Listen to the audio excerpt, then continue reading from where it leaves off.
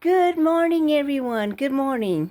I will demonstrate how to let your bird out of the cage so they can fly around and I'll be able to clean it.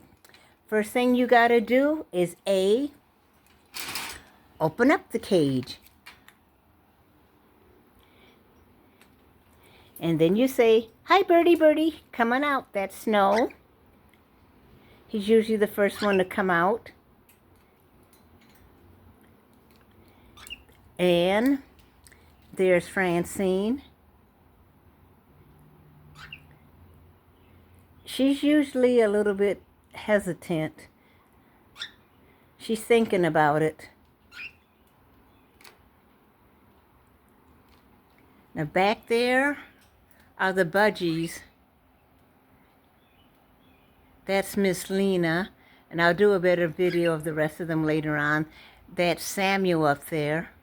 Here comes Francine. And now they are out of the cage. So again, in order to let your birds out of the cage, first of all, you got to have birds and you got to have a cage. Then you open up the door and let them out. Thank you, and please follow up for more tips on whatever I decide to make a video on. Bye.